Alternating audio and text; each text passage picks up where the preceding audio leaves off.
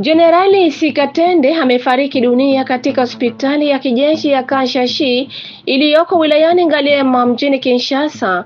Alikuwa amezirai katika gereza la Ndolo ambako alikuwa amezuiliwa kwa sababu ambazo bado hazijawekwa wazi tangu Oktoba mwaka 2024. Sikatende ni mmoja wa waanzilishi wa demokrasia ya Kongo kutoka Maki ya Fizi hadi Kinshasa. Kwenye tuko ni sehemu ya hewa bora ya pili. Ndiyo sehemu tuko mwayo. Hii ni makao ya mzee Laurent Desire Kabila. Makao yake ya pili ni hii hapa. Unaona alama ndio hii ya charger ya silaha yake imebaki hapa. Unaona trachet ndio hii. Hii trachet de communication ilikuwa inaingia ndani ya nyumba. Nyumba ilikuwa ndani ya chumba kilikuwa ni hapa. Ilikuwa inateremka hivi kwenda mpaka kwenye maji huko. Na hivi ilikuwa inafunikwa yote kwa majani. Anaweza akawe ndani, akitoka hakuna mtu anaweza akamuona. Hapa unaona mavoka ambao alikuwa anapanda sehemu yake ni mjini nyumba lazima kuwe mimea ya kudumu.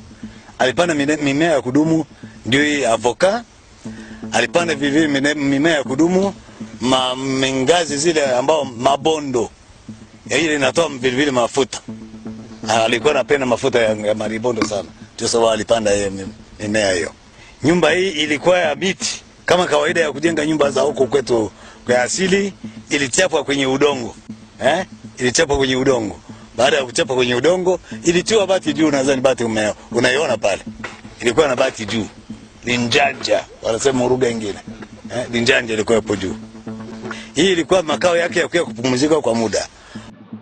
Vyombo vya habari nchini Jamhuri ya Kidemokrasia ya Kongo sasa vimepigwa marufuku kuripoti chochote au kupeperusha habari kumuhusu aliyekuwa rais wa zamani Joseph Kabila Kabange na chama chake cha PPRD, limesema baraza la kudhibiti mawasiliano ambalo linasema si ukiukaji wa haki za uhuru wa vyombo vya habari, ila ni hatua ya tahadhari dhidi ya hujuma kwa serikali.